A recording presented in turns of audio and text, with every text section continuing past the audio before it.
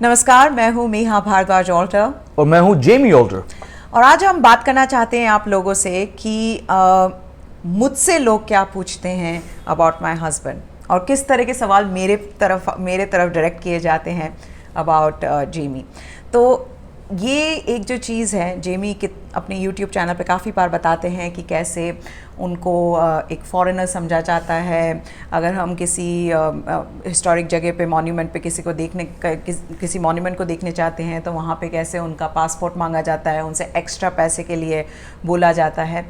वो सभी चीज़ें हमारे साथ हुई हैं, पर मेरे लिए थोड़ा सा मुश्किल हो जाता है कई बार बताना, क्योंकि जैसे ही मैं बताती हूँ कि वो दिखते इंडियन नहीं हैं पर वो इंडियन ही हैं, तो फिर सवाल पे सवाल पूछने लोग लग जाते हैं।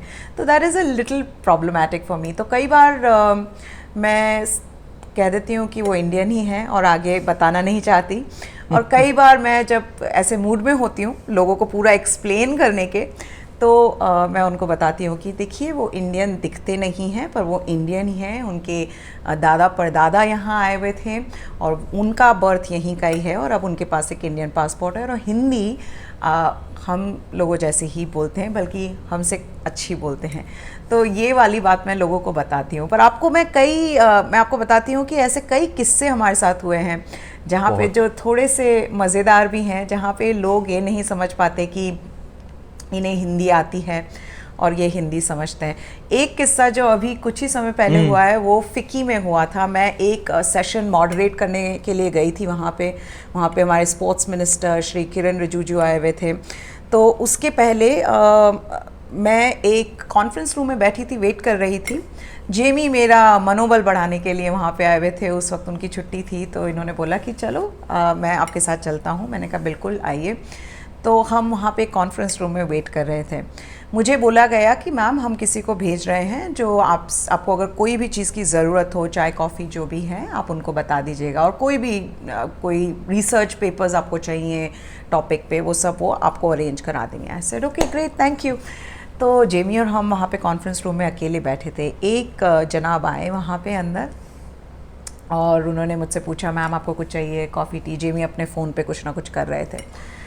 जब उन्होंने सब कुछ पूछ लिया, मैंने कहा ये दे दीजिए। उन्होंने, और वो बिल्कुल यहीं पे ही खड़े हुए थे, ऐसा नहीं कि वो हमसे दूर थे, काफ़ी हमारे बिल्कुल पास में खड़े हुए वो मुझसे बात कर रहे थे और जेमी भी ऐसे ही बैठे हुए थे और अपने फ़ोन पे थे। तो वो मुझसे बोलते मैम ये कौन है, ये गोरा कौन है?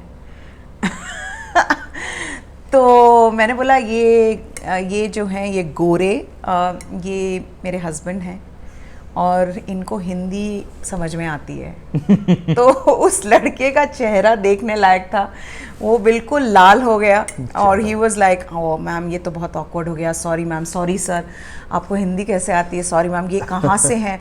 और फिर वही सवालों का जो एक सिलसिला शुरू होता है हर बार जब हम बताते हैं, जिनको पता नहीं होता है, वो शुरू हो गया। पर हम बहुत हंसे उस बात को लेकर। याद है आपको ये बात? बहुत। और मैं तो बिकॉज ये इतनी बार हो चुका है मेरे साथ, तो मुझे मालूम था कि ये ट्रैक कहाँ जा रहा है, इसलिए मैंने बिल्कुल कूल मैं वाकई में फोन पे था, कुछ ट्वीट देख रहा था। मैंने बोलो कुछ, मैंने कहा देखता हूँ आज इनकी बारी, देखते हैं ये कहाँ इनकी रिएक्शन क्या होगी। क्योंकि मैं तो वैसे गेस्ट था वहाँ पे, she is the star of the show. मैंने कहा चलो देखते हैं कहाँ तक जाएगी। हाँ, तो वो लड़का, उसने बहुत, वैसे ही वाज वेरी अपॉलोजेटिक, बहुत स्वीट था, बहुत उसने अपोलोजाइज किया, बहुत बार सॉरी बोला कि मैम मुझे पता नहीं था आपके हस्बैंड है, मुझे पता नहीं था इनको हिंदी आती।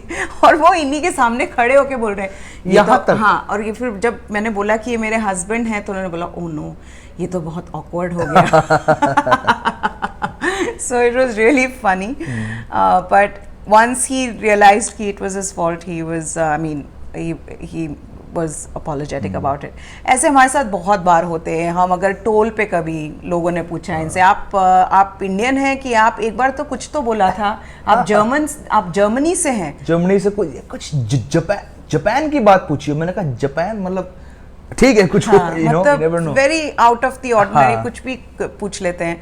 ऐसे ही मॉल में कभी हो जाता है वेयर वो जैसे हिंदी में बात करते हैं तो वो मेरी तरफ देखे बोलते हैं मैम सर हिंदी इतनी अच्छी कैसे बोल लेते हैं। हाँ, वो कॉफी शॉप्स में होता है, कॉफी शॉप्स में कहीं पे भी वो अगर सुन लेते हैं इनको हिंदी में बात करते हुए तो सडनली इज लाइक मैम वो हिंदी इतनी अच्छी कैसे बोल रहे हैं? Then I am like oh हो अब मुझे आपको पूरा बताना पड़ेगा। मैं कहा वो हिंदी बहुत अच्छी बोलते हैं। एक चीज़ अब यूट्यूब चैनल से ये हो गई है कि मैं उनको एड्रेस दे देती हूँ कि आप इस यूट्यूब चैनल को देखिए, आपको सब पता चल जाएगा वो हिंदी कैसे अच्छी बोलते हैं, वो कहाँ से हैं।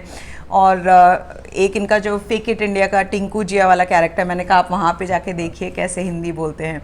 बट ये हमारे साथ हुआ हुआ है और काफ़ी बार हुआ हुआ है। और शुरुआत में जब हमारी शादी हुई थी, एक्चुअली जब हम डेट कर रहे थे, तब जब जेमी थोड़ा परेशान हो जाते थे लोग, जब इस तरह से ही they used to question his identity, कौन है क्या है, तो he was a little irritated. He is like मेरे को हर जने को क्यों बताना है कि मैं क्या हूँ और क्या नहीं हूँ? क्या आप लोगों से कोई पूछता है हर समय कि आप क्या हो? बहुत सही बात भी है और मुझे बात समझ में आई, पर मुझे शुरुआत में इतनी इसको समझ में नहीं, मुझे लगता है may be is over reacting. पर जब जैसे जैसे हम साथ रहे और हमने साथ में चीज़ें होती हुई देखी इनके साथ, तो मुझे लगा कि नहीं, it is difficult, it is not easy to live in a situation like this, जहाँ पे आपको दिन रात पूछा जा रहा है भैया आप हो कौन, आप यहाँ पे क्यों रह रहे हो। और अगर आप किसी शॉप में भी जा रहे हो तो वहाँ पे they will try to talk to you in English. अगर आप ऑटो ले रहे हो तो they will try to charge you more money, thinking कि ये तो फॉरेनर हैं। तो वो वाली चीज़ें होती रहती हैं इनके साथ।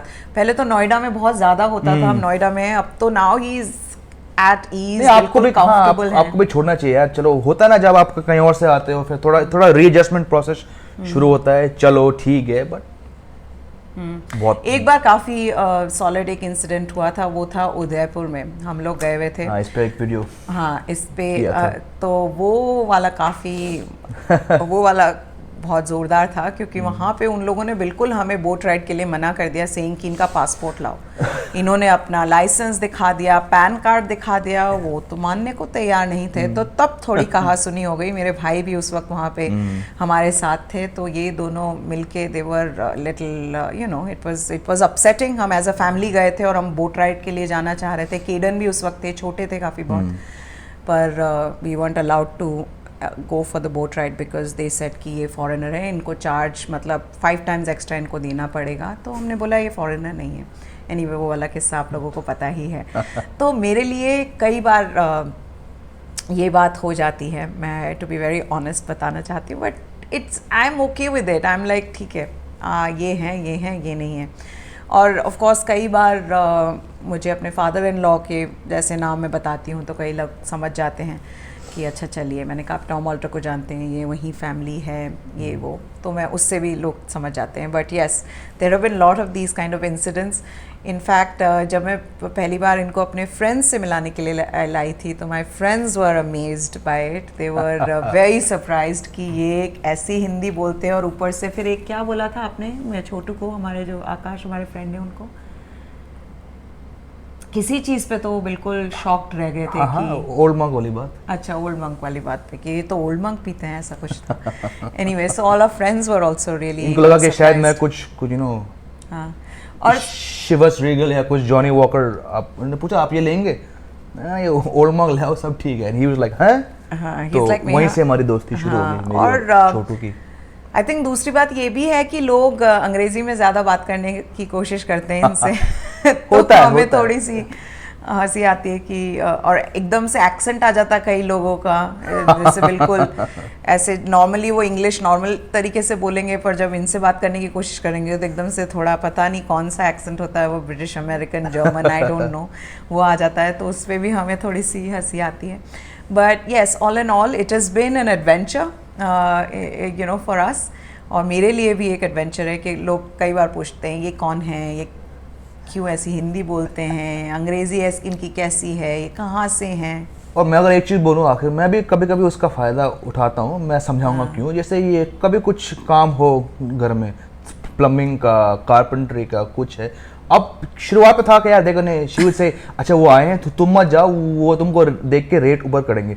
अब वो होगा कि मैं अगर तुम जाओ ना, देखो मैं जाऊंगा तो वो रेट ऊपर करेंगे। तो अब मैं थोड़ा आलसी हो गया हूँ कुछ ये कामों में, तुम देख लो तो। हाँ, but he does lot of other work, so हमने ये स्प्लिट करे हुए काम, ये आप करो, ये मैं कर सकती हूँ, तो मैं करूँगी। बट दिस इज ट्रू कि लोग ज़्यादा चार्ज करते हैं या फ्लीस करने की कोशिश करते हैं, ज़्यादा पैसे मांगने की कोशिश करते हैं। क्या कह रहे थे आप आजकल? तो थोड़ा बर्तन मांज के जीनी वीनी को हम याद करते, तो ये काम आजकल हो रहा है। कोई बर्तन नहीं मांजते हैं, सिर्फ शूटिंग के लिए करते हैं, मैं बता रही हूँ आप लोगों को। Anyway, hope you enjoyed this video. Do subscribe to both our channels. The description will be down below in the video.